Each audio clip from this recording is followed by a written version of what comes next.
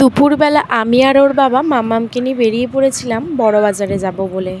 বাড়ি থেকে বেরিয়েই তো আমাদের বাস স্ট্যান্ড, বেরাতেই একদম বাসও পেয়ে গেছি। আমাদের বাড়ি থেকে কলকাতা বড় বাজার যেতে খুব একটা সময় লাগে না। বাস থেকে নেমে হাজবেন্ডের কিছু কাজ ছিল, তো সেটা মিটিয়ে বড় বাজারে ঢুকতে ঢুকতে প্রায় সন্ধ্যা হয়ে গেছে। সংসারের যাবতীয় মুদিখানার জিনিস এখান থেকেই কিনে নিয়ে যাওয়া হয়। এবারে এসেছি খুব অল্প কয়েকটা জিনিস নিতেই। কিছুদিন আগে এসে অনেক কিছু নিয়ে গেছি। সবসময় এখন বাড়ি থেকে এদিক ওদিক চলে যাওয়া হয়, থাকা হয় না, তাই রান্নাও করা হয় না। সেসব জিনিসে পোকা লেগে যাচ্ছে, তাই যেগুলো নিয়মিত প্রয়োজন সেগুলোই নেবো। যেমন ডালটা তো লাগেই, তো এখানে ছোট মুসুর ডালটা ছিল, আমরা নেব বড় মুসুর ডালটা।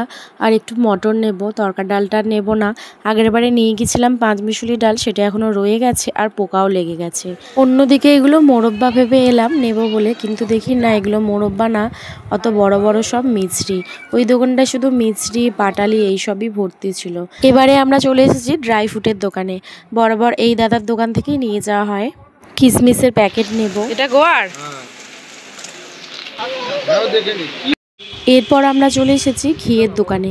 এই ঘোষ গাওয়া ঘিয়ের দোকান থেকেই নিয়ে যাই। আগের বারেও নিয়ে গিয়েছিলাম 500 বোতল, এবারেও নিলাম। এরপর খিদে পেয়ে গিয়েছিল, তারপর আমরা চলে গিয়েছিলাম অনেকটা হেঁটে এই কচুরির দোকানে। এখানের কচুরিটা অনেকটা ভালো খেতে, তাই জন্য এতটা দূর হেঁটে এসেছি খাওয়ার জন্য। খাওয়া দাওয়া করে আবার হাঁটা দিয়েছি। এবারে আমাদের বাস ধরতে হবে।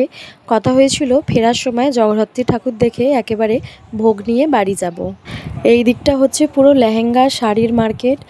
তো প্রত্যেকবারে তো গুজিয়া নিয়ে যাই। এখানকার ক্ষীরের এই গুজিয়া খেতে কিন্তু দারুণ লাগে, পুরো খোয়া ক্ষীর দিয়ে গুজিয়াটা। এখানের মিষ্টি সব ঘিয়েই ভাজা, তাই ভাবলাম যে এবারে গোলাপ জামুন আছে যখন, কটা গোলাপ জামুনও নিয়ে নিই। সবসময় এই দোকানে এত মিষ্টি থাকে না, শেষ হয়ে যায়। আগের বারে যখন এসেছিলাম এত মিষ্টি আর দেখতেই পাইনি, শুধু গুজিয়া আর কয়েকটা পড়েছিল। এরপর আমরা বাসে উঠে পড়েছি, আর এই হাওড়া ব্রিজের গঙ্গা দেখতে দেখতে যাচ্ছিলাম। বেশ সুন্দর লাগছে গঙ্গা দেখতে। আজ হচ্ছে জগদ্ধাত্রী পুজোর নবমী।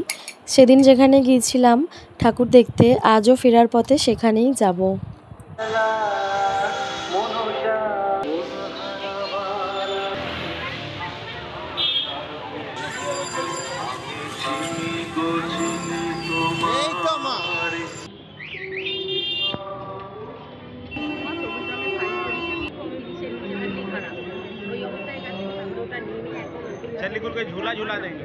এখানে প্রচুর ভিড় হয় আর মেলাও বসেছে, আর মায়ের মুখটা এত সুন্দর লাগছে কি বলবো। এরপর ভোগের জন্য বিশাল লাইন পড়েছিল, কিন্তু আমি সাইড দিয়ে গিয়ে একটা নিয়ে চলে এসেছিলাম। ওদিকে খিচুড়ি শেষ হয়ে গিয়েছিল, দিচ্ছিল শুধু পায়েসই। ওখানেই আমরা পায়েসটা খেয়ে নিয়েছিলাম। যেহেতু আজ সন্ধ্যাবেলা সন্ধ্যা পড়েনি, তাই এসেই আগে জামা কাপড় ছেড়ে ফ্রেশ হয়ে মাকে খেতে দিয়ে দিচ্ছি। প্যাকেট খুলে দেখি যে গোলাপ জামুনের ঘিটা পুরো গুজিয়ার প্যাকেটের ভিতরে ঢুকে গেছিলো। কয়েকটা গুজিয়া পুরো একদম গলে গলে গেছে। আজকের ব্লগটা এখানেই শেষ করছি।